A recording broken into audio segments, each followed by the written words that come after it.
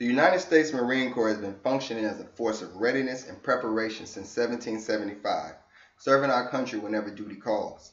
However, during the 1800s, the U.S. Marine Corps remained the only military group to not accept African Americans until 1941, when President Franklin D. Roosevelt signed Executive Order Number 8802, forbidding service industries or the government from denying employment on the basis of race, creed, color, or national background.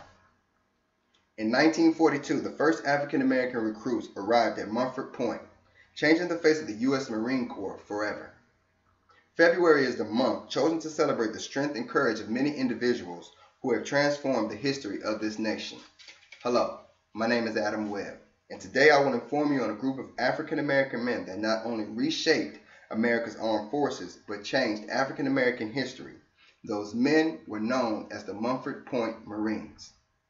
In 1942, President Roosevelt established a presidential directive giving African Americans an opportunity to be recruited into the Marine Corps. African American Marines were segregated and experienced basic training at a facility at Camp Lejeune in North Carolina called Montford Point.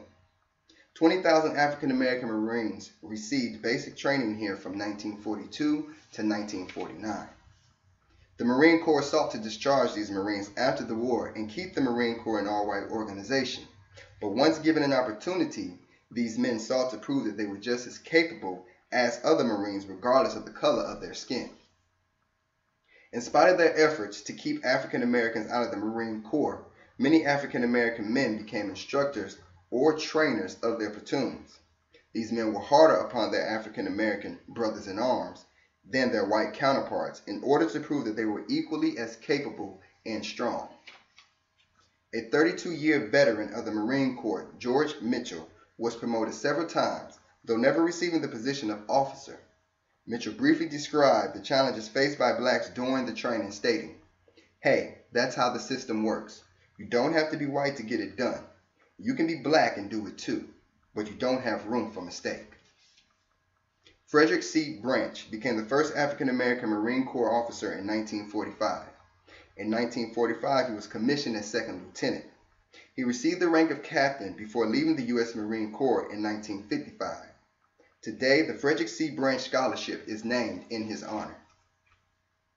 In 1948, Harry S. Truman issued Executive Order 9981, negating segregation, and Montford Point was deactivated in 1949.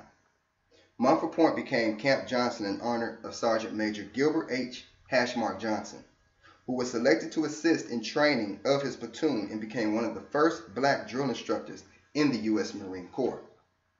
Camp Johnson became the first military installation in the U.S. to be named after an African American.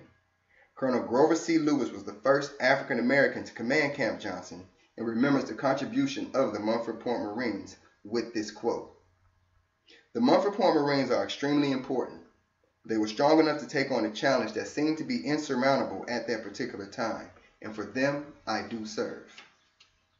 These points have shown how the efforts of one group of men influenced the nation's government and helped our nation to survive critical wars during the 1940s. The service of the Montford Point Marines redefined the armed forces by allowing all men to serve their country with pride, regardless of the color of their skin. I leave you with these final thoughts from Louis Gossett Jr. from the documentary The Marines at Montford Point Fighting for Freedom.